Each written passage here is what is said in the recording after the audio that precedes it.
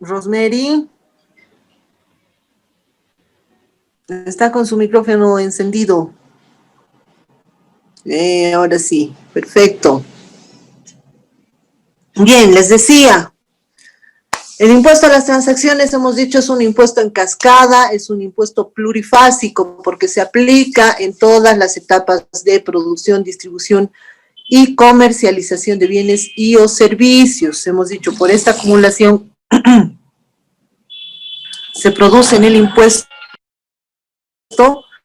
un efecto denominado piramidación, que quiere decir el impuesto empieza pequeño, pero a medida que van transcurriendo las diferentes fases o etapas del proceso de comercialización, distribución, producción, logística, etcétera, etcétera, el impuesto termina siendo bastante cuantioso, ¿no? Entonces, se va incrementando en cada una de estas etapas. ¿Ok? Bien. Hemos dicho, es un impuesto que grava el ingreso bruto, es decir, la totalidad de los ingresos del contribuyente, ¿no? O sea, no reduce los gastos, no toma en consideración los costos de producción, ¿no? Sino se aplica sobre el ingreso total, el ingreso bruto. Hemos dicho el impuesto a las transacciones al nacer sobre el impuesto a la venta, obviamente va a gravar siempre la operación. Por tanto, ¿qué tipo de impuesto será el impuesto a las transacciones? Dafne, ¿qué tipo de impuesto es el impuesto a las transacciones? Un impuesto regresivo. Ya, si se aplica sobre la operación económica.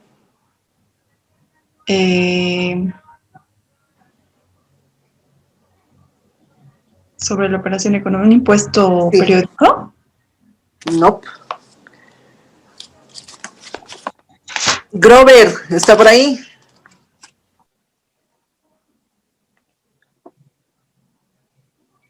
Grover, ¿está? Sí, sí, licenciada. ¿Qué tipo de impuesto es el IT si solamente considera la operación económica y no al individuo?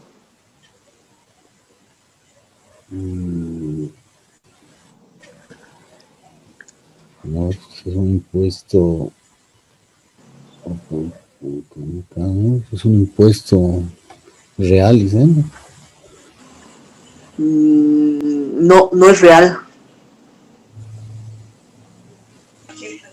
A ver, ¿por qué no es un impuesto real?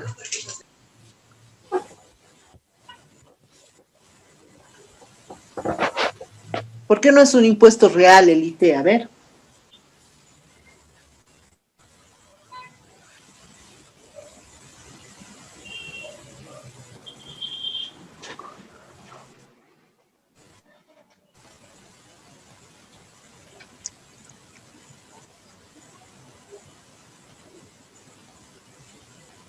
Es un impuesto directo porque Sí, es un impuesto.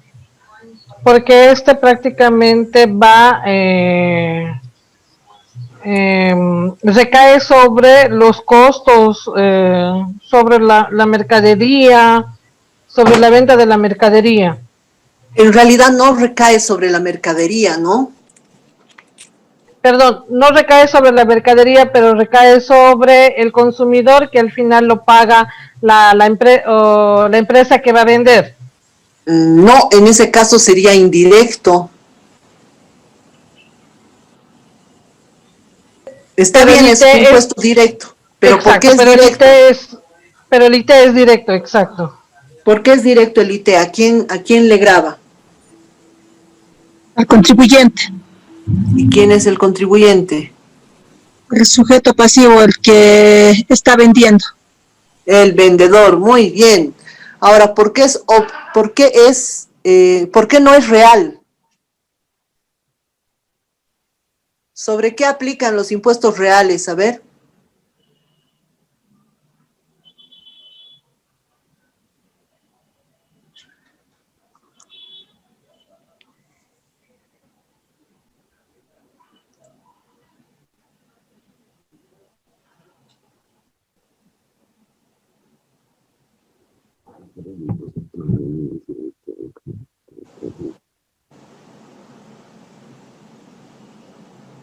A ver, jóvenes, Juan Carlos.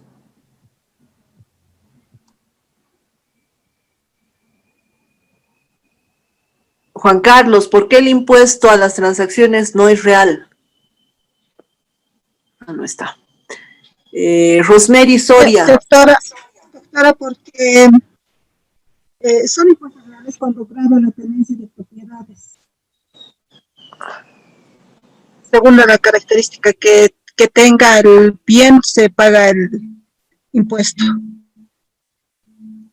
No. A ver, otra vez. ¿El IT es un impuesto real o no? No es. Ya, ¿por qué no es real? Porque no considera la característica del ¿Perdón? no toma en cuenta la característica del bien inmueble a cancelar. No se escucha. No toma en cuenta la característica de la propiedad o del bien inmueble a cancelar, doctor. Muy bien. Porque no se aplica sobre bienes muebles sujetos a derecho ni sobre inmuebles. En realidad lo que grava es la operación económica. Si grava la operación económica, no toma en cuenta a los bienes inmuebles y no toma en cuenta al sujeto, ¿qué tipo de impuesto es?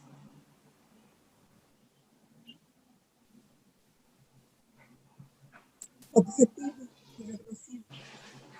¿Perdón? Objetivo y regresivo. Exacto, es objetivo. Muy bien.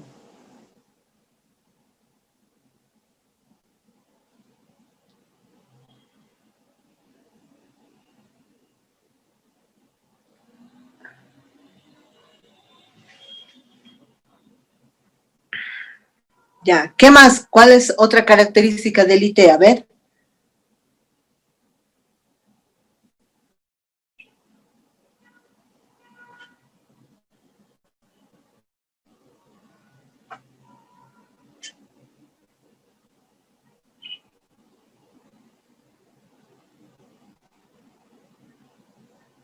Otra característica del impuesto, jóvenes. Doctora, ¿que puede ser un impuesto directo? Ya, es un impuesto directo, sí. ¿Por qué es directo? Porque se aplica directamente sobre el valor de la transacción, digamos. No, es directo porque paga directamente el que recibe el dinero por la venta, por eso es directo. ¿No ve? O sea, en este caso, el contribuyente es el vendedor. Bien, ¿quiénes son contribuyentes de este impuesto? Hemos dicho es un impuesto de base amplia. ¿Qué quiere decir que sea un impuesto de base amplia? Que es un impuesto que grava a la mayor parte de hechos económicos y de personas, tanto naturales como jurídicas, en el Estado. ¿Por qué? Porque lo que busca es precisamente que tenga un alto impacto recaudatorio. En general, el impuesto a las transacciones es un impuesto que genera en el Estado para la cuenta única del Tesoro, genera flujo. ¿Qué quiere decir? Genera disponible, ¿no? Se paga mensualmente, por tanto, mensualmente el Estado capta ingresos de este impuesto. Por eso es que además grava todas las actividades económicas, venta de bienes, contratos de servicios, transferencias e incluso actividades sin fines de lucro, como las donaciones, como las herencias, algunos otros hechos gratuitos a través de los cuales uno puede adquirir un premio, como promociones empresariales, premiaciones, sorteos, etcétera, siempre, obviamente, que se trate de bienes muebles sujetos al registro o bienes inmuebles. Están además alcanzados por el impuesto a las transacciones las personas naturales y jurídicas, las empresas públicas y las empresas privadas, las sociedades con personalidad o sin personalidad jurídica y las empresas unipersonales. Por eso, nuevamente, es un impuesto de base amplia, ¿no? Decíamos, grava el comercio, la industria, el ejercicio de profesión, oficio, negocio, alquiler de bienes, contratos de obras, contratos de servicios, cualquier actividad, sea esta lucrativa o no lucrativa, y no importa la naturaleza del sujeto. Además, hemos dicho que va a gravar los actos a título gratuito que supongan la transferencia de dominio de bienes muebles, inmuebles y derechos, es decir, todos los bienes sujetos a registro, ¿no? Otra vez, son contribuyentes de este impuesto las personas naturales y las personas jurídicas. Eso quiere decir que prácticamente todos, contribuyentes y no contribuyentes, estamos alcanzados por el impuesto a las transacciones. Cuando una persona que no es contribuyente, es decir, que no tiene NIT, debería pagar el impuesto a las transacciones.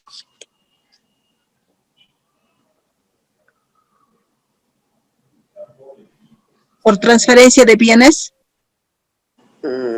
Ya, ¿qué tipo de bienes? Compra de casas, vehículos. Bienes No registrables siempre, serían. no siempre, pero no. Aquí hay tenemos que hacer una pequeña diferencia entre lo que es el impuesto a las transacciones y el impuesto municipal a las transferencias, que no es lo mismo. ¿Habrá alguna diferencia entre el ITE y el impuesto municipal a las transferencias? ¿Cuándo pagamos impuesto a las transacciones y cuándo pagamos impuesto municipal a las transferencias?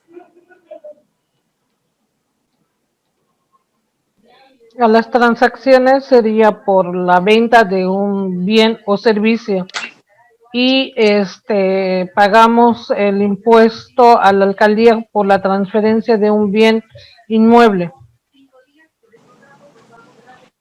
Pero hay veces en que una transferencia de bienes inmuebles nos da lugar también al pago del impuesto a las transacciones.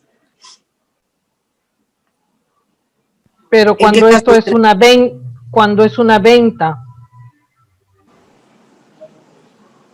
Por eso, ¿en qué casos pagaríamos el IMT, impuesto municipal a las transferencias, y en qué casos pagaríamos el IT, impuesto a las transacciones?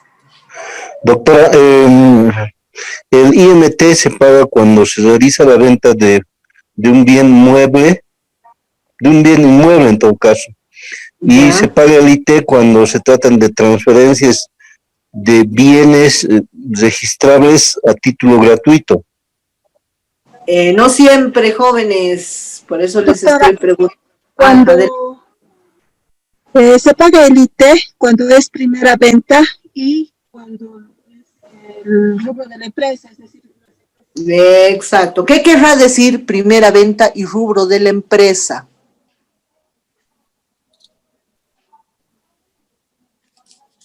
La actividad que realiza es el rubro de empresa. Por ejemplo, ¿cuándo? ¿Quién tendría que pagar IT y quién tendría que pagar IMT? Las empresas constructoras pagarían el IT Muy en bien. la primera venta. ¿Ya? ¿Y quiénes pagarían el IMT?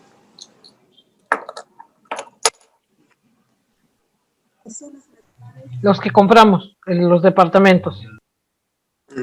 ¿Los que compran o los que venden? Al final los que venden, pero al final los que pagamos siempre somos los compradores. Pero en general, ¿quién es el obligado? El que vende. El que vende, muy bien, bien. Ahorita vamos a hacer una pequeña diferencia entre lo que es el IT y lo que es el impuesto municipal a las transferencias. A ver, los impuestos se dividen territorial y localmente. Eso es una división tradicional. ¿Por qué? Porque la finalidad de un impuesto es generar recursos para que el Estado le provea bienes y servicios o acceso a bienes y servicios a sus ciudadanos. Lo propio pasa con los gobiernos municipales. Los gobiernos municipales también tienen que proveer acceso a bienes y servicios para las personas que viven en el municipio, ¿no? A nivel local. ¿Qué bienes y servicios nos da el municipio?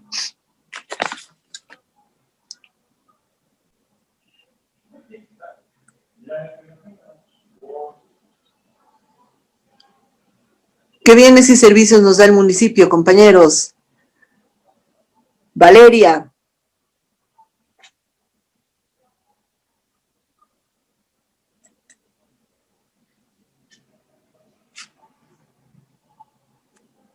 Valeria Keiko, ¿está por ahí?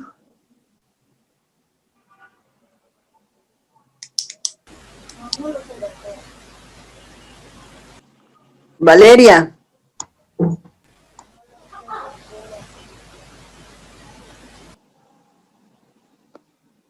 No se le escucha, pero puede chatear, Valeria. Wendy, Patricia.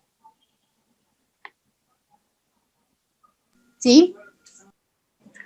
A ver, ¿qué bienes y servicios o qué acceso a bienes y servicios nos da el municipio?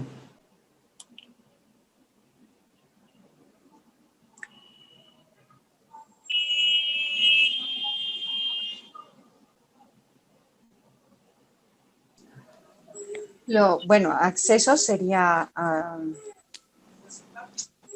lo que es en las mediciones de los inmuebles. O sea, ¿cómo se diría? Registro de la zona, algo así. No, ese es un servicio. No. Es el acceso. No, pero ¿qué servicio te da el municipio? Doctora, entre bienes podríamos decir carreteras, las autopistas y... Las carreteras y las autopistas, pero no las hace el municipio, ¿no? Alumbrado público, doctora. Muy bien, alumbrado público, ¿qué más? Infraestructura educativa. Y salud también. Infraestructura educativa, en salud hasta hospitales de segundo nivel. Sí, correcto. ¿Qué más? Policía. Policía no es tuición del gobierno municipal. Doctora, tasa de aseo, tal vez. El aseo, el recojo de basura, la mejora de las calles, que hagan aceras, mantenimiento de las vías, tiene que hacer señalización, tiene que poner semáforos, tiene que limpiar la ciudad, ¿no es cierto? Esos servicios nos da el municipio. Para realizar esos servicios, ¿necesita dinero? Sí. Necesita dinero, ¿no es cierto? Bien. Ahora, ¿de dónde va a sacar ese dinero? Los impuestos municipales. De los impuestos municipales. ¿Quiénes entonces tienen que pagar los impuestos municipales?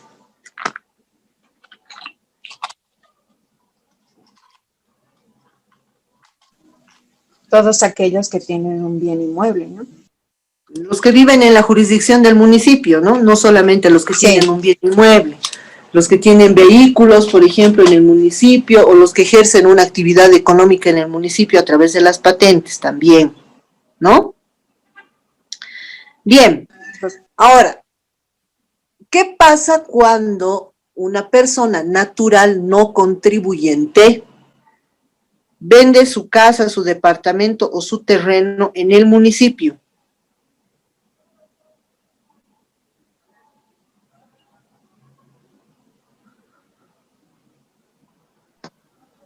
Paga el impuesto municipal a la transferencia. tiene que pagar el impuesto municipal a la transferencia. ¿Por qué?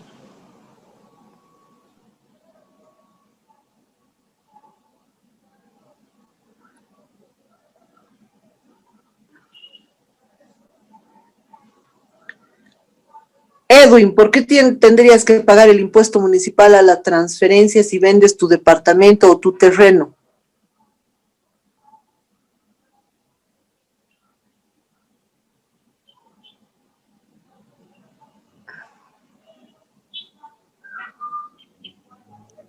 Doctora, porque el vendedor es el sujeto pasivo del impuesto en este caso, ¿no?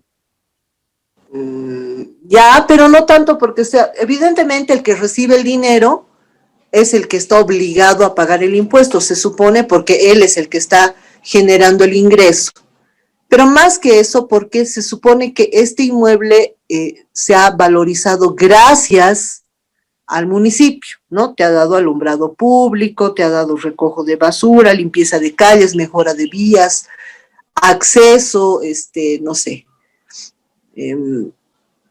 de pronto tienes tu posta sanitaria en el barrio, tu escuelita pública, etcétera, ¿no?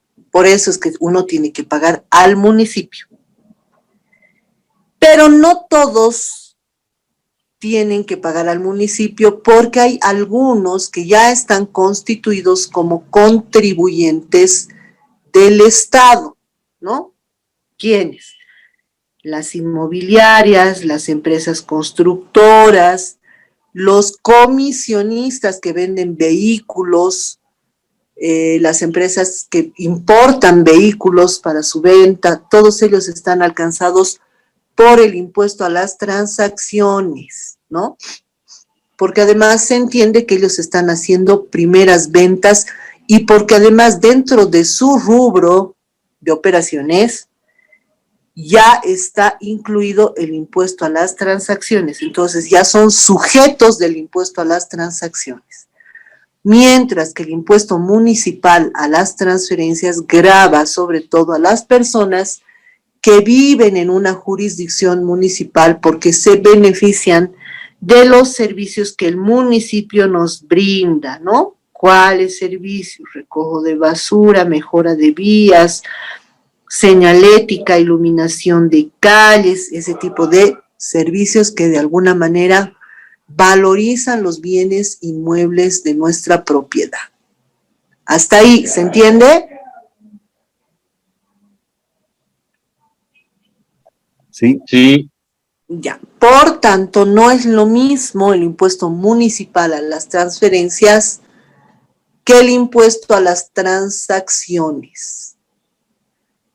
Si bien es la misma alícuota y la base imponible es la misma, siempre se va a basar en el valor del bien inmueble que está siendo transferido, no se trata del mismo impuesto.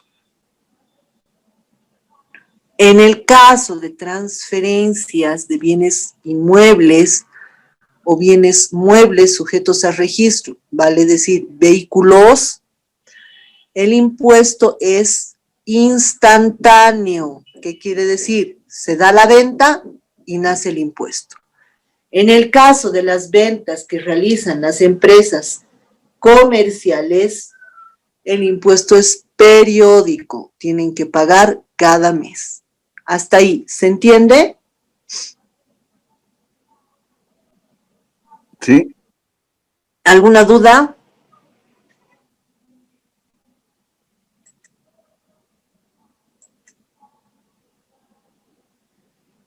Bien. ¿Quiénes no estarán alcanzados por el impuesto a las transacciones? Hemos dicho, es un impuesto de base amplia. Se aplica sobre todas las personas que realizan operaciones comerciales, se aplica sobre las personas jurídicas, las personas naturales y aquellas incluso que realizan actividades sin fines de lucro, ¿no? Bien, ¿quiénes no pagan el impuesto a las transacciones? Los exportadores. No paga, ¿perdón? Adelante, adelante. Los que exportan. Ya, está bien. ¿Por qué no pagan los exportadores?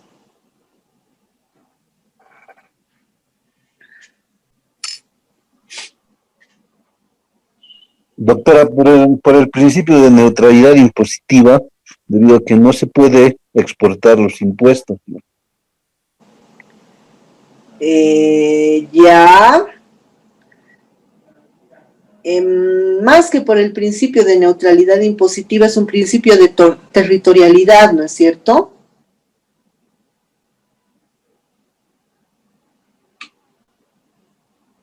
Los impuestos se pagan en el territorio donde rige la norma. O sea que el impuesto a las transacciones que ha sido creado por una ley boliviana no le va a alcanzar a un argentino, a un chileno, ¿no es cierto? Si es que exportáramos a esos países.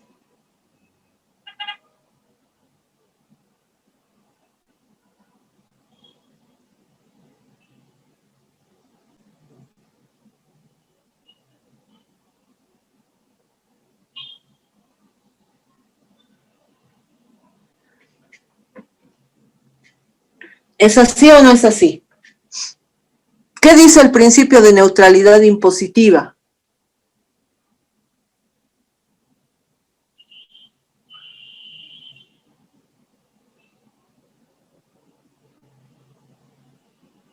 ¿Aló? ¿Grover era el que decía lo del principio de neutralidad?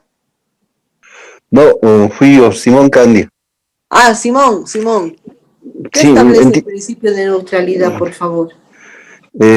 indica que no se puede exportar los tributos, digamos, de una región, de un país a otro, ¿no? Ya, ¿por qué? Precisamente porque se aplicarían de manera territorial, o sea, habría una doble imposición, digamos, si es que no hubiera este principio. Exactamente, para evitar la doble tributación internacional, ¿no? ¿Por qué? Porque no pueden convivir dos o más impuestos similares sobre la misma operación en diferentes jurisdicciones, ¿no? Bien. ¿Qué más no está alcanzado por el IT? A ver, vamos a analizar tema por tema. Todas las personas que desarrollan trabajo en relación de dependencia. En otras palabras, los asalariados, ¿no? Ya sea con remuneración o pago fijo variable o a destajo incluso, y aquellos que desempeñan cargos públicos. ¿Por qué estas personas no están alcanzadas por el impuesto a las transacciones? Pregunta.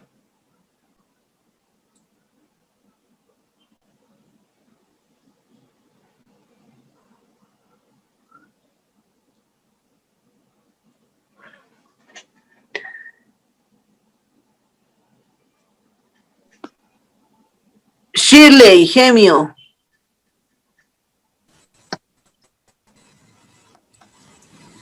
Licenciada, porque ellos, bueno, en pensar, el personal con relación de dependencia presenta facturas y está alcanzado por el RCIVA. Esto porque tienen una remuneración fija. Por eso ellos no están alcanzados por el IT. ¿Pero por qué? Porque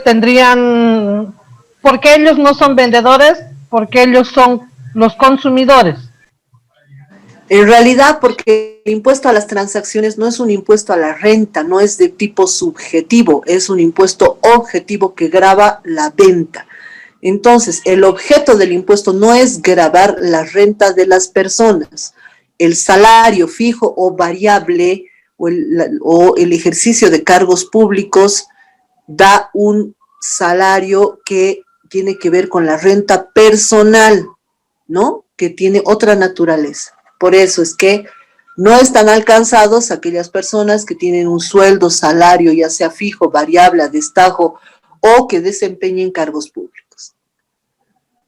Bien, los servicios prestados por el Estado, departamentos, entidades descentralizadas, desconcentradas, o gobiernos municipales, o gobiernos departamentales, ellos tampoco están alcanzados por el impuesto a las transacciones. ¿Por qué?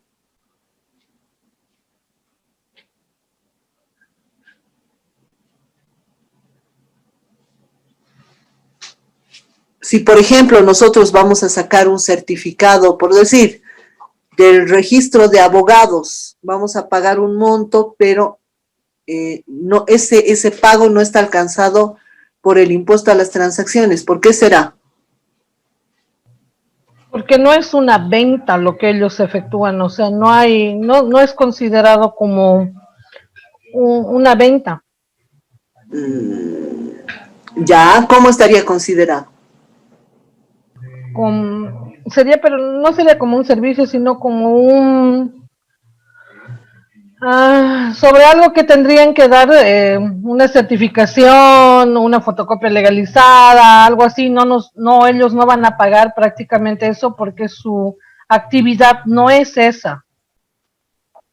En Doctora, realidad sí sería, es un servicio, ¿sí? Adelante. doctora, no sería porque no es lucrativo, digamos, no, que estas entidades no perciben el lucro, ¿no? Sino más que prestar el servicio.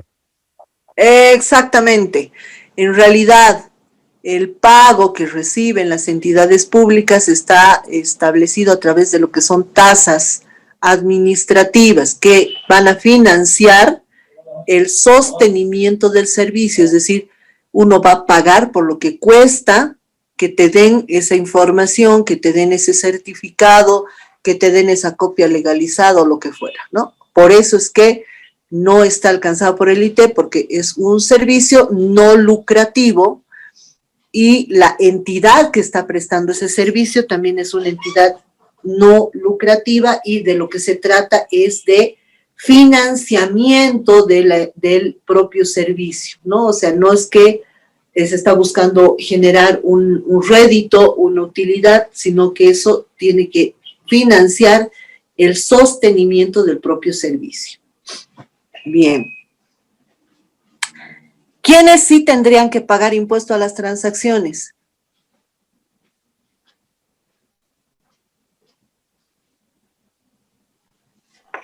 Las entidades públicas descentralizadas, ¿no? No, esas tampoco pagan IT. Hay otras que sí tienen que pagar.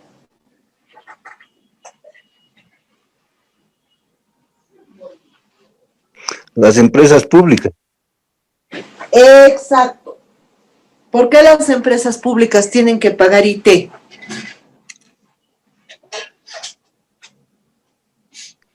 Porque ellos están prestando un bien o están vendiendo un bien o están prestando un servicio, pero el cual sí les genera, digamos, una utilidad en este caso, ¿no? Porque la empresa pública, independientemente de que sea el Estado el que está involucrado en el desarrollo de una actividad de orden comercial, tiene siempre como fin generar una utilidad, un lucro, y además porque de lo que se trata es de no generar ventajas dentro de la economía respecto de las empresas públicas. Las empresas públicas y las empresas privadas tienen que tener las mismas reglas de juego, están alcanzadas por los mismos derechos y sobre todo por las mismas obligaciones. Bien. ¿Quiénes más no están alcanzados por el IT? Todas aquellas operaciones de inversión de capital, depósitos a plazo fijo, los intereses que recibimos por nuestras cuentas en los bancos, las compras de acciones o las compras de cuotas de capital, por ejemplo, la compra de bonos del Banco Central de Bolivia. ¿Por qué no están alcanzadas estas operaciones? ¿Y qué es lo que pagamos cuando hacemos este tipo de operaciones?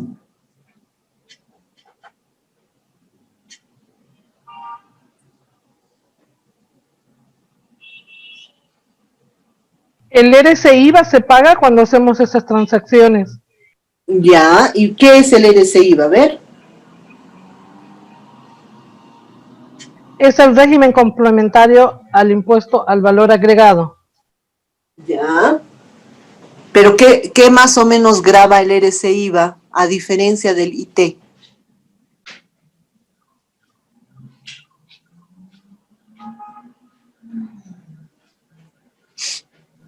el ingreso de las personas por su trabajo. Exacto.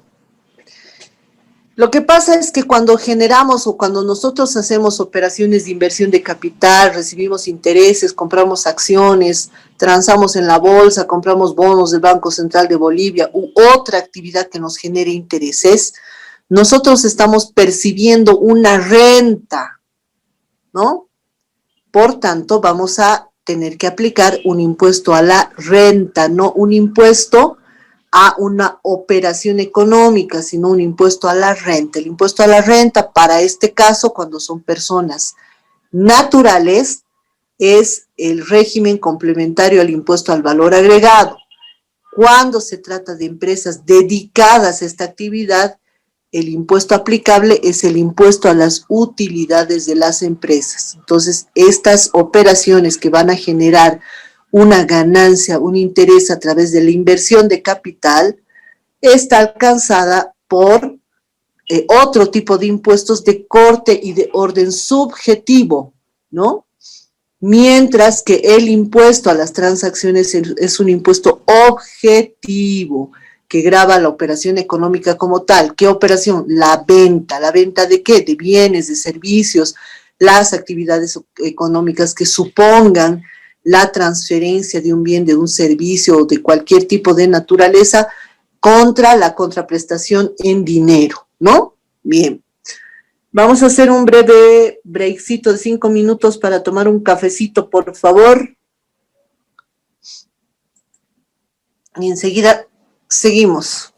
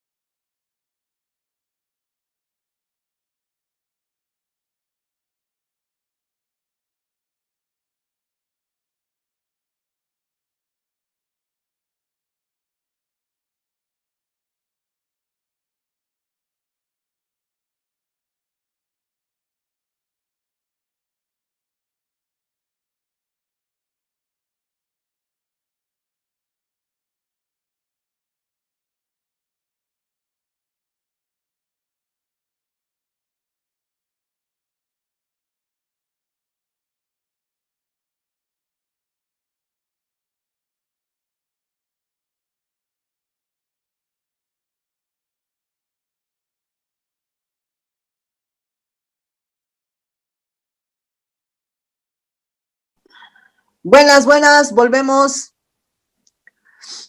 ¿Me escuchan? Sí, licenciada. Sí, Lic. Bien. Ok, hemos dicho que las operaciones de inversión de capital no están alcanzadas por el IT porque estas generan renta y las rentas están alcanzadas por los impuestos al patrimonio o a la renta de personas físicas o la renta de empresas, ya sea el impuesto a las utilidades o en nuestra legislación el régimen complementario al impuesto al valor agregado. Bien, ¿quiénes más no pagan IT? Establecimientos de educación privados, siempre que estén incorporados a los planes de enseñanza oficial. ¿Cuáles serán estos establecimientos?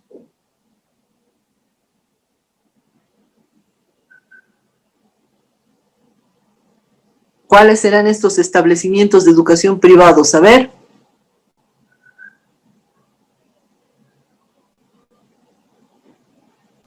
¿El CBA? No. El CBA no está reconocido ni está dentro del plan de enseñanza oficial del Ministerio de Educación. Diego.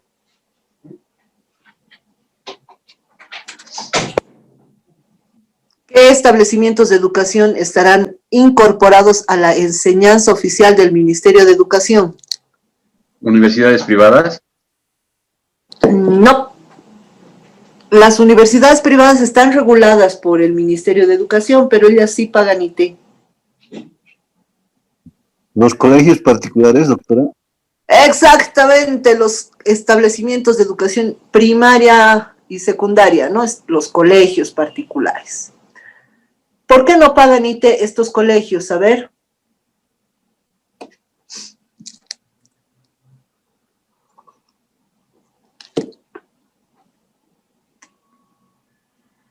¿Por qué no pagan IT?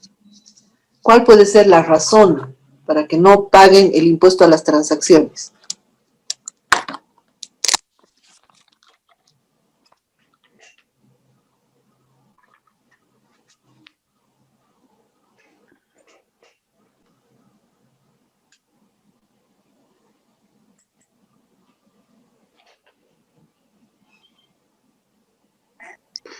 Puede ser que no perciben nuevamente el tema lucrativo.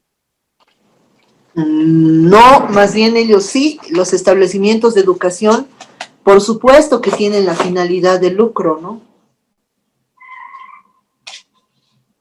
Ahora tienen una regulación especial y de pronto tal vez no son tan lucrativos, pero sí tienen la finalidad de lucro. En realidad, esta previsión se ha puesto para no encarecer el servicio a los estudiantes, a los padres de familia, porque se entiende que incorporar una alícuota del 3% siempre hace que las pensiones se encarezcan para los padres de familia. Anualmente, por ejemplo, los incrementos de las pensiones oscilan entre el 4 o 6%, ¿no? Entonces, al añadirle un 3% más, esto sí significaría un costo adicional para los padres porque hay un principio que hemos dicho que es la traslación del impuesto. El que termina pagando, los guste o no, es el que paga el servicio, ¿no ve? Bien, los servicios prestados por las representaciones diplomáticas de países extranjeros y organismos internacionales acreditados ante el gobierno de Bolivia. ¿Quiénes serán estos?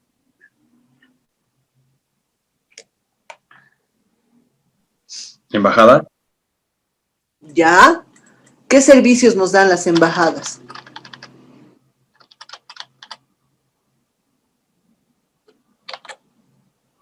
El visado de pasaportes, permisos, etcétera. Visado ellos no visan en realidad. ¿Qué hacen las embajadas? Ah, ya, usted se refiere a las visas. Correcto. Ah, ahora sí, ahora sí. Estaba entendiendo mal el término visado. Ya, está bien, sí, evidente. ¿Nos cobran por darnos visa?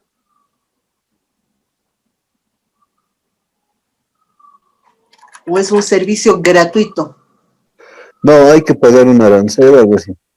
Siempre se paga, ¿no? Independientemente del país que se trate, siempre vamos a pagar un monto. Y ese monto, primero, no tiene obviamente factura, y segundo, no va a pagar un impuesto en Bolivia. ¿Por qué será eso? Porque es una representación de otro país. ¿Ya? ¿Y qué pasa con las representaciones de otro país en Bolivia? Doctora, puede ser un tema de territorio, ¿no? Porque se entiende que la embajada, independientemente de que estén, digamos, en Bolivia, es un territorio del país al que representa. Ah, exactamente, muy bien, porque se supone que el territorio donde está una embajada, un consulado o incluso un organismo internacional, siempre que esté acreditado,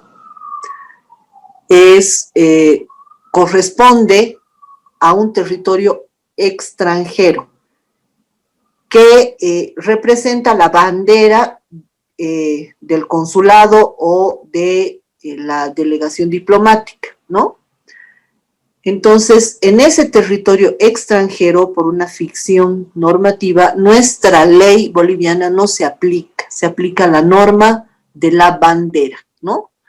Entonces, en ese caso, evidentemente, ellos no están alcanzados tampoco por nuestros impuestos.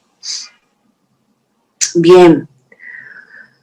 Otro tema que está exento del impuesto a las transacciones es todo aquello que tenga que ver con la producción de material bibliográfico, ¿no? Libros, diarios, publicaciones. Sí, adelante. Una preguntita. En el caso de las embajadas, cuando ellos quieren vender un vehículo, ¿tienen que pagar el IT? Cuando están rematando, por decir. Como cuando están rematando un vehículo. O cuando lo están vendiendo, una embajada o un consulado está vendiendo un vehículo, ¿ellos pagan IT o tampoco tienen que pagar? Una gran pregunta. Bien. A ver. Resulta que las embajadas, los consulados, las representaciones diplomáticas tienen un tratamiento especial para la compra de vehículos, sobre todo. Hay un decreto que es el 22.22.5 que rige cuántos vehículos incluso se puede comprar cada uno de los representantes de la delegación diplomática o consular de acuerdo a su grado de jerarquía o importancia. Cuando ellos adquieren estos vehículos, los adquieren con liberación de impuestos. ¿Qué quiere decir? Ellos no van a pagar ningún impuesto. ¿Por qué? Porque se supone que están en un territorio extranjero, entonces nuestra normativa tributaria no les aplica. Cuando ellos venden el vehículo, hay determinadas circunstancias.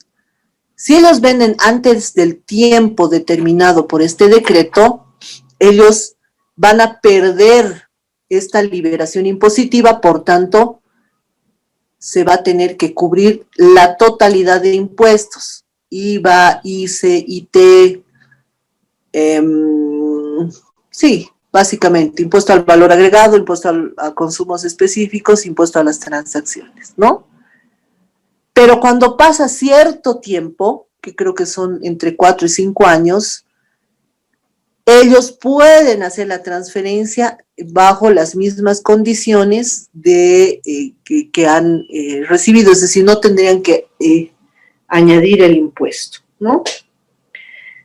Sin embargo, para efectos de registro, ya el que está comprando el vehículo ya no está alcanzado por la liberación. Entonces, ese sí tendría que pagar el impuesto a las transacciones. En este caso sí se aplica, digamos, que el comprador sea el que tiene que pagar. ¿Se entiende? Porque ya el vehículo ya no va a pertenecer a la delegación diplomática, sino ya va a estar dentro del territorio boliviano, ya va a pertenecer a una persona boliviana, salvo que la transferencia se haga a una otra delegación diplomática que goce del mismo nivel y jerarquía con las mismas prerrogativas y concesiones tributarias. ¿Se entiende?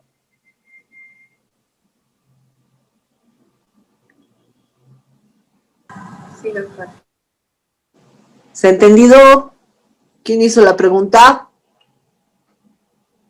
Sí, dicen, yo le hice, sí, está entendido, dicen, gracias. ¿Se ha entendido? El decreto que establece el tiempo y los beneficios es el decreto 22.5, por si acaso. ¿Ya? Bien. Decíamos, no están alcanzados los servicios prestados por representaciones diplomáticas de países extranjeros, agencias consulares, organismos internacionales, que normalmente nos prestan servicio, como decía su compañero, de visado, ¿no? Todo lo que es edición, importación de libros, material bibliográfico, publicaciones informativas en general, periódicos y revistas, en todo su proceso de creación, ¿no? ¿Qué quiere decir? Desde la compra del papel, todo lo que significa la producción y edición de un material bibliográfico, salvo lo que se llama la publicidad, ¿no? Por ejemplo, el periódico La Razón no paga impuesto a las transacciones por la venta de su periódico, ¿no? Tampoco paga impuesto al valor agregado. Sin embargo, cuando cobra por la publicidad, los anuncios que nosotros vamos a publicar en este periódico, por ese servicio sí va a estar alcanzado por el impuesto al valor agregado y el impuesto a las transacciones. ¿Por qué se hace esta diferencia?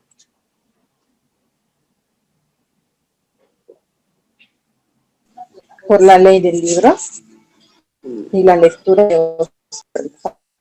Sí, está bien, es por la ley del libro, pero ¿cuál sería la lógica de la ley del libro? Roxana Marca.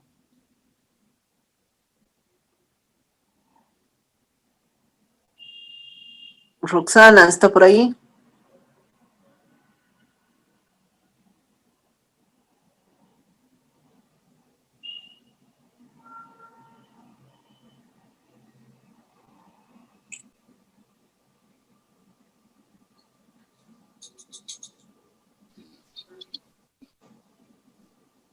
Roxana. Sí, licenciada, buenas noches. ¿Cómo está? Buenas noches, Roxana. A ver, ¿por qué se habrá sacado esta ley del libro? ¿Cuál habrá sido su lógica? Yo pienso que es para incentivar a la lectura, licenciada. Sí, muy bien. ¿Y cómo incentivamos la lectura?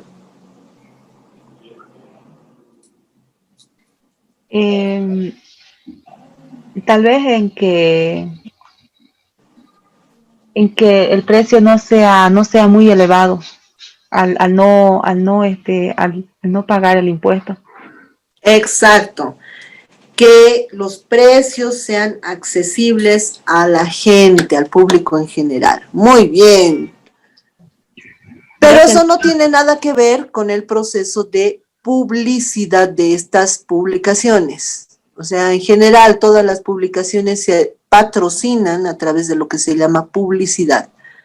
Todo lo que es publicidad no tiene nada que ver con lo que es la producción del material informativo o bibliográfico. ¿No es cierto? Sí.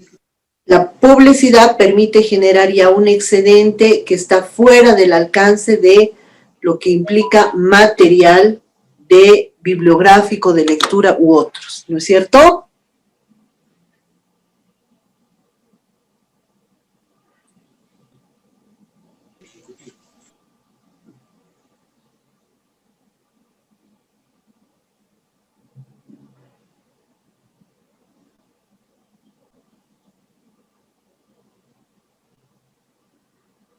¿Hasta ahí alguna pregunta?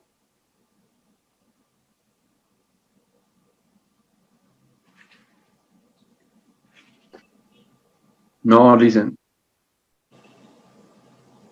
¿Ninguna pregunta?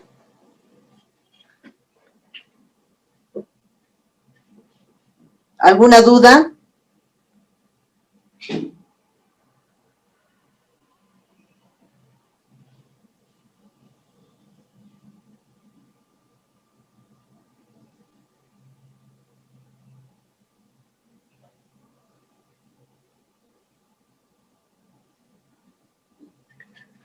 Jóvenes, ¿alguna duda? Ay, ups, se fue la...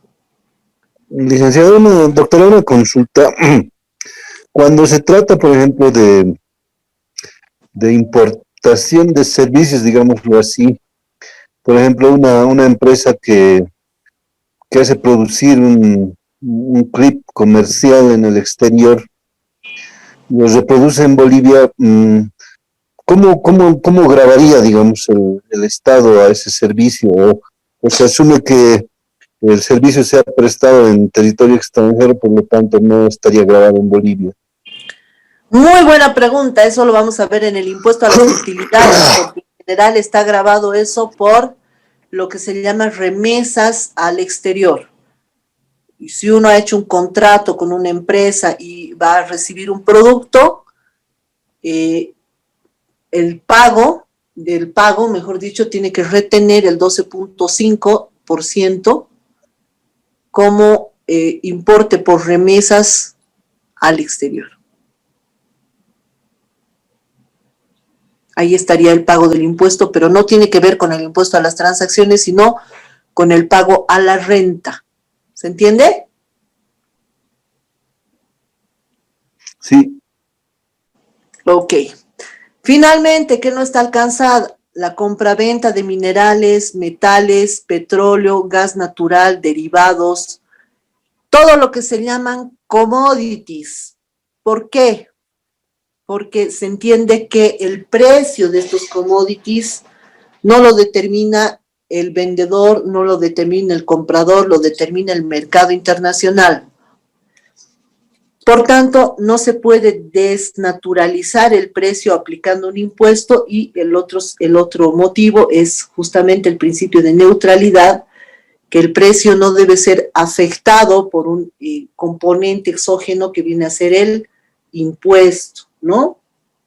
Porque como el precio es internacional, entonces se puede gravar únicamente cuando ese dinero por la venta llega a Bolivia y se convierte en utilidad, ¿no? ¿Alguna consulta hasta por ahí?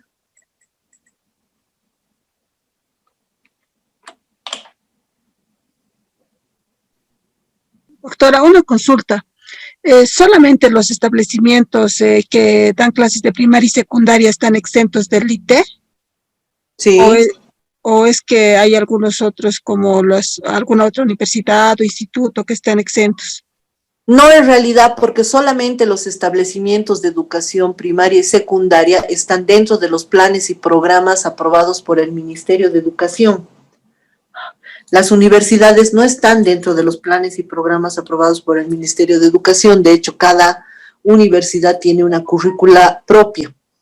Si bien están reguladas, pero no están alcanzadas por la programación de actividades que tiene la currícula, digamos, de la educación primaria y secundaria. Gracias. ¿Se entiende? Sí, doctora, gracias. Perfecto, hemos dicho que, bueno, si bien su alícuota es baja, pero por el efecto piramidación, en general va sumándose, ¿no es cierto? Entonces, ¿cuál es, digamos, una desventaja? Les he dicho, veamos ventajas y desventajas del impuesto a las transacciones, ¿no? Una de las desventajas, por ejemplo, es que se aplica sobre el ingreso bruto, ¿no?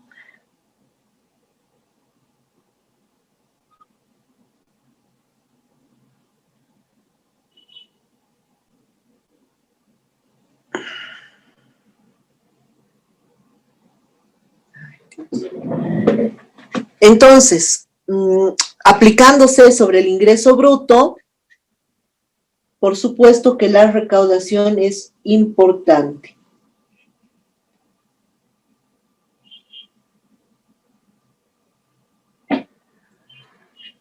¿Qué significará el ingreso bruto de la transacción o suma de transacciones efectuadas en el periodo? ¿Cuál es el ingreso bruto, compañeros queridos?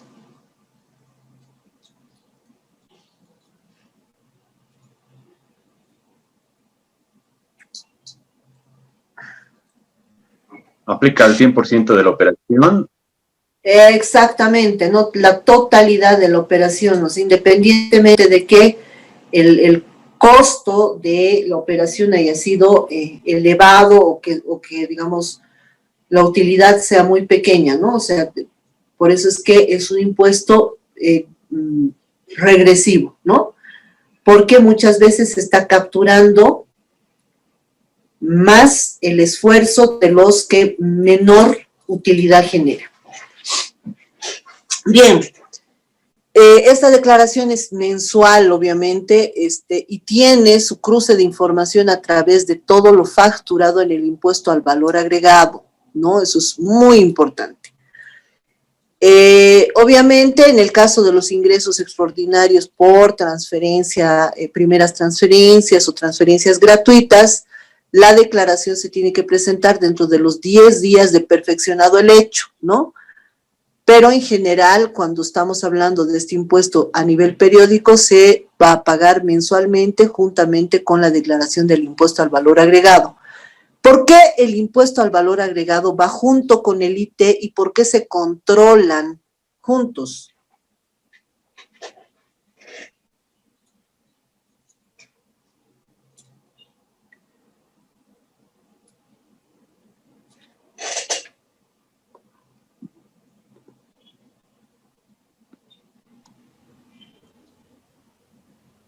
Juan Carlos Vilca. Licenciada, porque son impuestos periódicos mensuales. Ya, pero ¿por qué se controlan juntos? Evidentemente ambos son periódicos, ambos son mensuales, pero ¿por qué? Siempre que se hace una verificación se verifica IVA y T. Ambos van relacionados con la naturaleza de la venta de bienes o servicios.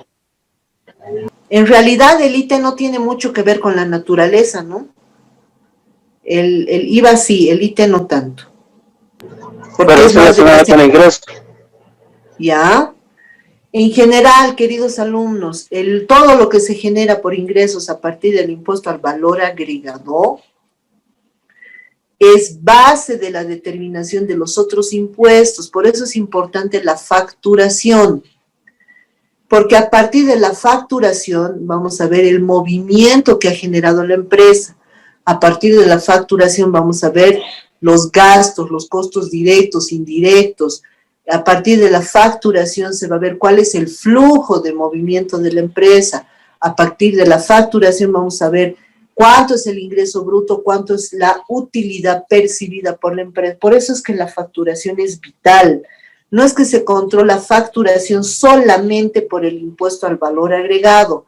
Se controla facturación porque la facturación está íntimamente ligada al impuesto a las transacciones porque me mide ventas, y al impuesto a las utilidades porque me permite establecer el grado de utilidad de acuerdo al movimiento económico de la empresa. Por eso es que la facturación y el control de facturación es tradicionalmente un elemento importante, no solamente en la administración tributaria boliviana, sino en todas las administraciones tributarias. ¿Hasta aquí alguna duda?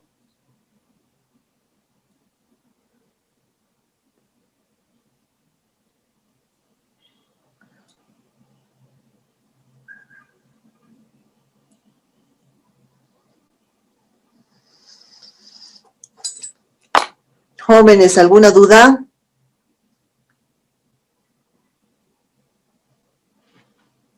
Licenciada, sobre lo último, por favor, no capté bien. Ya. Por favor. No, está bien, gracias más bien.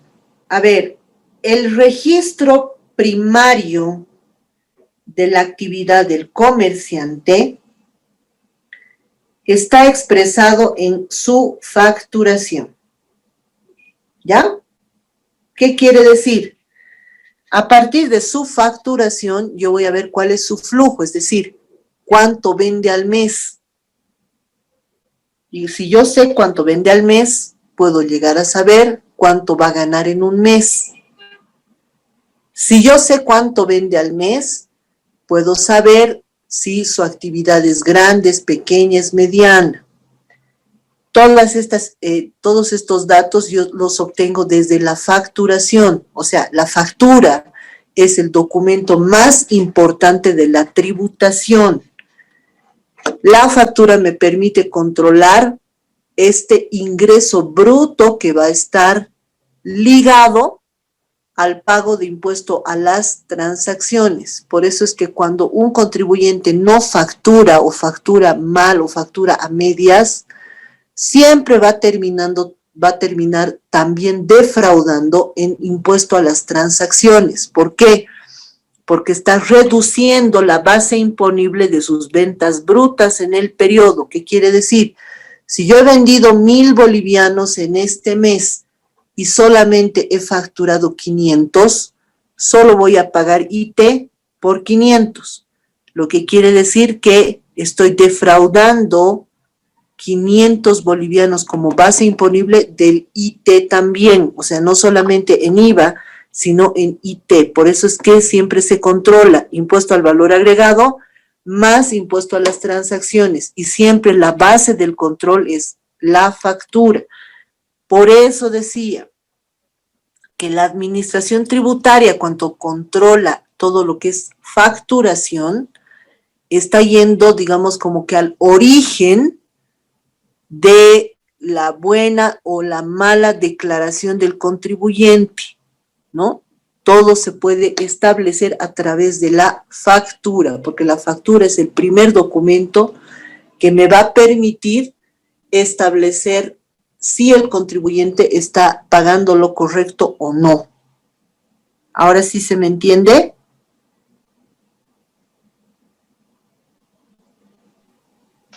Sí, doctora, muchas gracias. Bien. A ver, yo les decía, en el trabajo final vamos a ver qué modificaciones podríamos hacer al impuesto a las transacciones. A ver, les voy a dar 2 minutitos para que pensemos entre todos cuáles son las cosas que se podrían mejorar en el impuesto a las transacciones. Vamos a discutirlas y de ahí ustedes ya van a sacar sus propias conclusiones para elaborar el trabajo final. ¿Estamos?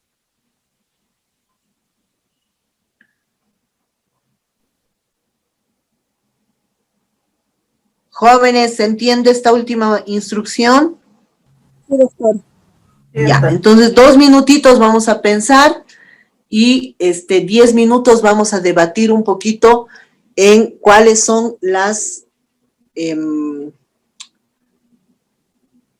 los problemas que tiene el impuesto al valor, el impuesto a las transacciones y qué se podría mejorar. ¿Ok? Está bien, Licen. Ya.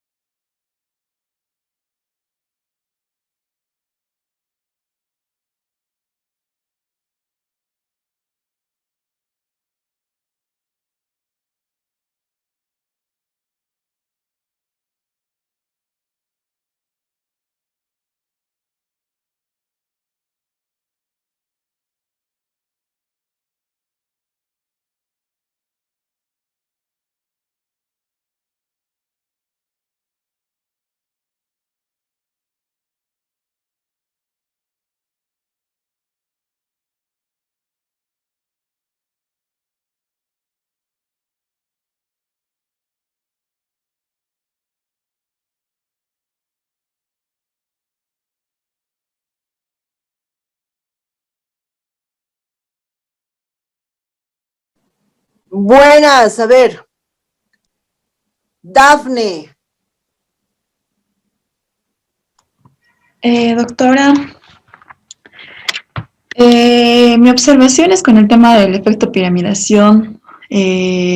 Como sabemos, el impuesto en cada etapa de producción y comercialización va subiendo y subiendo, siendo que al final es un precio más, perdón, el costo o el monto del impuesto es más alto y eso usualmente se adhiere al precio de venta, quien usualmente asume el comprador. Entonces, mi punto de vista es que eso no debería cambiar. ¿Cómo cambiaría, Dafne? Digamos, es una buena observación, pero ¿cómo la cambiaríamos? Yo pienso que debería existir en toda la etapa un solo ITF, doctora. En todo el proceso. No es ITF, ojo, es IT. Perdón, el IT, perdón. ¿Cómo haríamos en toda la etapa, pero? Porque ten en cuenta que para proceder con el cobro final tendrías que tener identificada toda la cadena. Exactamente. Y al final terminaría pagando nomás el contribuyente, o sea, el contribuyente final sería nomás el consumidor. Tal vez al inicio de todo el proceso. Pero ¿cómo pagarías al inicio? Porque el inicio, digamos, en algunos casos puede ser materia prima y en otros puede ser importación. O en todo caso que asuma que no esté dentro del precio de venta. Que esté por fuera. Exactamente. Pero ahí, a ver, ahí está, que esté por fuera puede ser interesante, pero en realidad no tendría que estar por fuera porque no tendría que ser parte del precio, ¿no ve? Exacto. Porque en realidad el que es parte del precio es el IVA. A ver, Simón, ¿qué dice?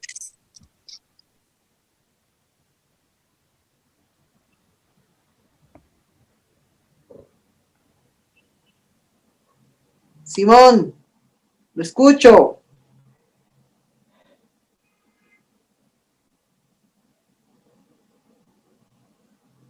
Perdón, doctora, la verdad es que se me ha ido la conexión y acabo de restablecer. No escuché nada.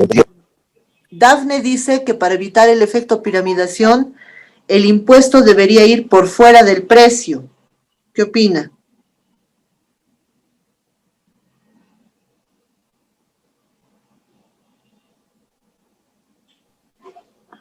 Bueno, la verdad que, como usted nos decía, este impuesto es el que genera mayor recaudación en el Estado, ¿no es cierto? No genera mayor recaudación, ojo, genera flujo, he dicho que genera flujo.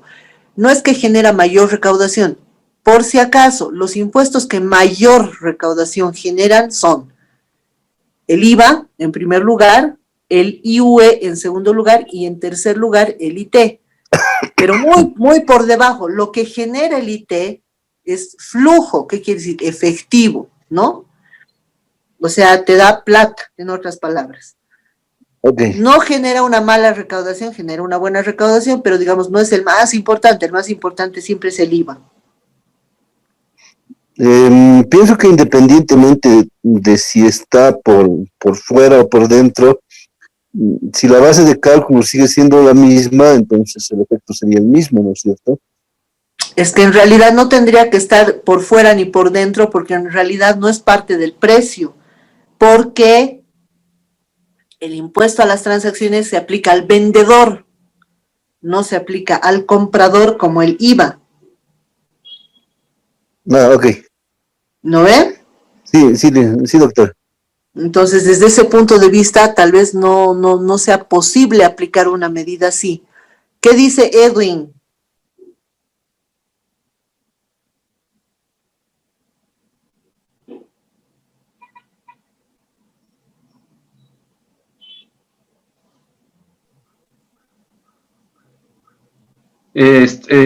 Con otra percepción, licenciada, tal vez de que no debería gravar el ingreso bruto. Ya, ahí está, es una idea interesante. ¿Qué debería grabar? Debería haber un margen, ¿no?, en este impuesto. Ya. ¿Cómo sería el margen? Esta me parece una idea interesante.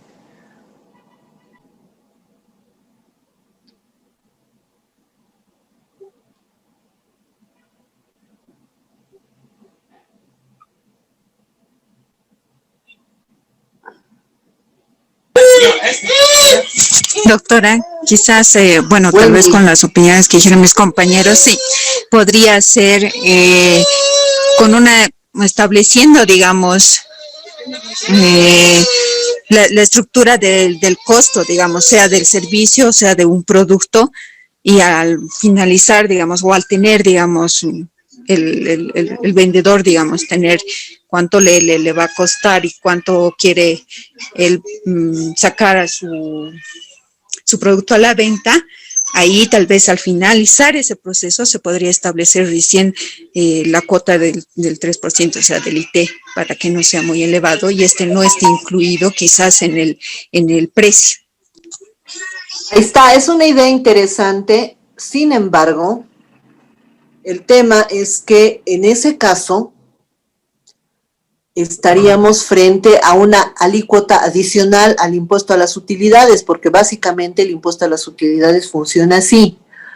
Algo que no les he comentado, gracias porque es oportuna la intervención, es que el impuesto a las transacciones permite una deducción, es decir, cuando yo he pagado utilidades, puedo compensar esas utilidades con el IT futuro, lo que quiere decir que el IT viene a ser una especie de adelanto, si ustedes quieren, de utilidad. Ahora, este adelanto de utilidad está distorsionado porque está sobre lo que es el ingreso bruto, mientras que el impuesto a las utilidades está sobre el ingreso o sobre en realidad la utilidad neta, ¿no? Entonces ahí la base de cálculo no es la misma, pero si nosotros cambiamos la base de cálculo podemos terminar en una especie de alícuota mensual, si ustedes quieren, del impuesto a las utilidades, ¿no? Entonces cambiaría su naturaleza de ser impuesto a las ventas por ser un impuesto a las utilidades. ¿Qué dice Shirley Gemio?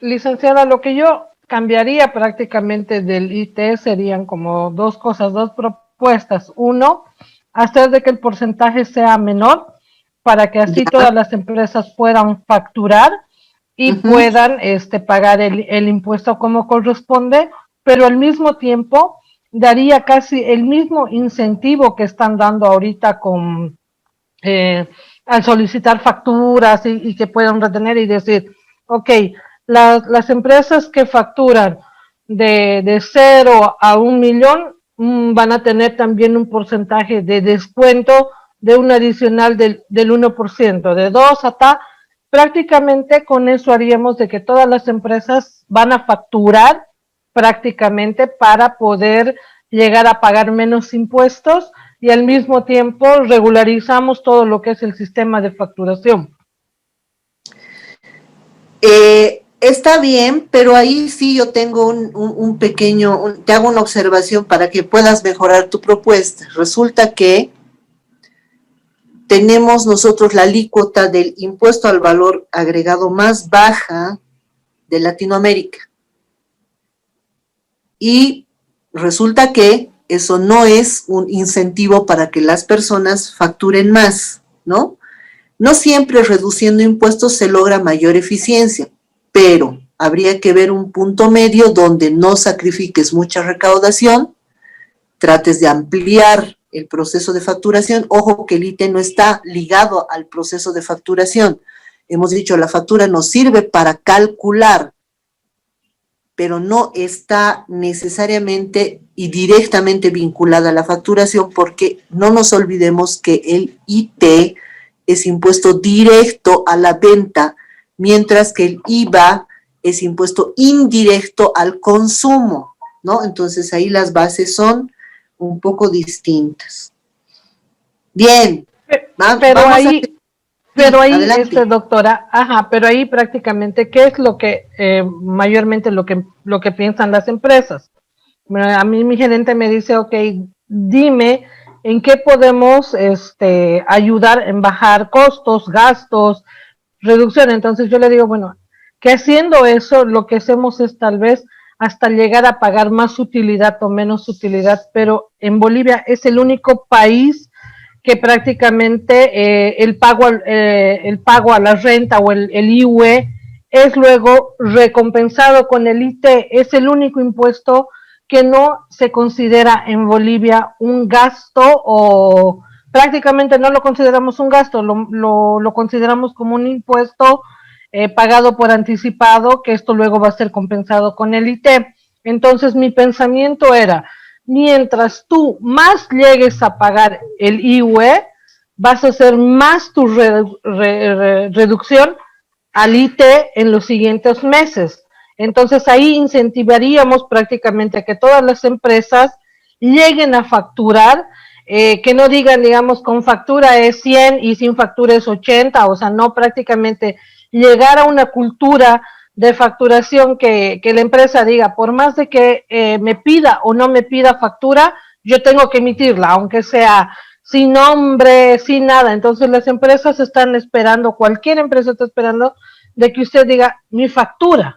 Si usted no dice nada, solamente le devuelven el cambio y todo eso, y si usted no reclama, no le dan. Entonces prácticamente de esa manera más o menos lo voy a plantear mi idea, lo voy a tal vez segregar un poquito más, ya volviéndole a leer y todo eso. Yo creo que a ver cómo me va en la salida y prácticamente en el foro. Está muy bien, simplemente le vuelvo a comentar, el IT se calcula en base a la factura, pero no es parte del precio ni es parte de la factura, porque en realidad es un impuesto directo a la venta.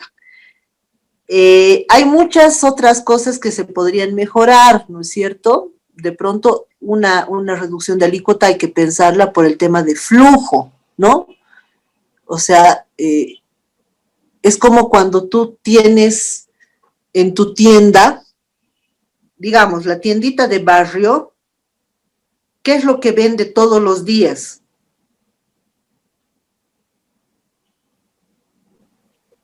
Pancitos, soda, abarrotes. En general, su venta diaria es pan. En pan no gana mucho, pero se genera flujo, porque todos los días vende, ¿no? Entonces, ese flujo es el que te permite después hacer un pequeñito colchoncito, ¿no? No es grande, pero te da seguridad porque todos los días vas a vender lo mismo y todos los días vas a tener ganancia por lo mismo. Entonces, es más o menos así el IT. Evidentemente es distorsivo en muchos niveles. Primero, porque es acumulativo. Segundo, porque está aplicado sobre el ingreso bruto. Tercero, porque está generando este efecto de piramidación, no considera justamente todos estos elementos que son parte del proceso de comercialización, venta, producción, etcétera, ¿no? Pero bueno, ahí ya tienen ustedes algunas ideas, denle vueltas, pero siempre distingan un impuesto del otro, ¿no? Por eso que la lectura que les he dado es del IVA, para que diferencien el IVA del IT. La propuesta que tienen que presentar es para el IT, no para el IVA, ojo, ¿no? Vean siempre la diferencia, no es lo mismo, uno es directo, el otro es indirecto, uno es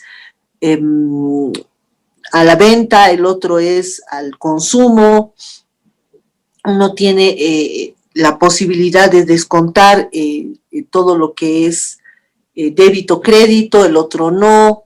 El otro está dirigido, digamos, a regular un poco la utilidad, etcétera, ¿no? Entonces, denle una vueltita, pero bueno, creo que está interesante la discusión como para que ustedes puedan ya marcar más o menos alguna propuesta. Bien, Ha sido un gusto, nos vemos el lunes. Vamos a empezar ya con lo que es el impuesto a las utilidades. Si tienen alguna otra duda, con todo gusto. ¿Alguna duda más?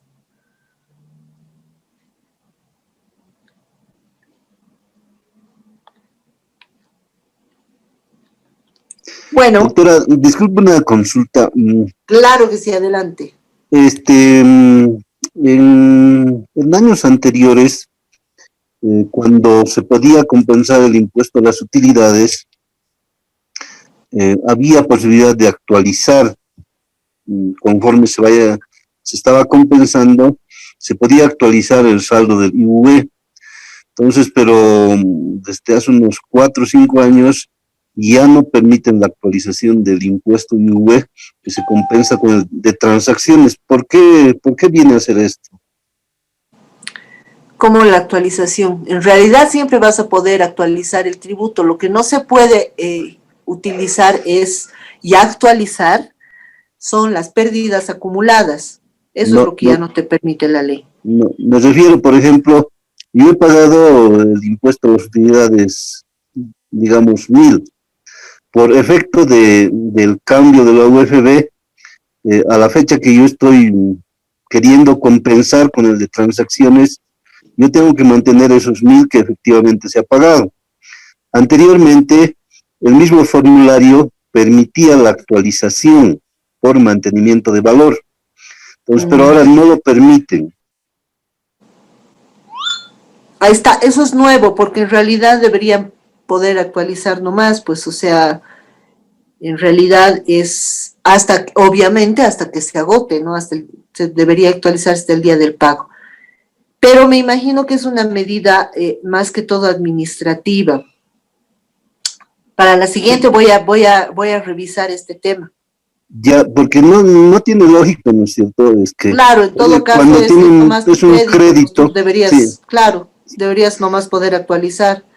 Y no, de todas maneras, aunque actualices, no te va a ir más allá de los 6 meses, 8 meses, a lo mucho, ¿no? Sí, o sea, la verdad es que nosotros hemos actualizado, pero ya nos han llamado de impuestos, indicándonos que tiene una diferencia de pago en la compensación, digamos, por efecto de la compensación. Entonces, yo estaba pensando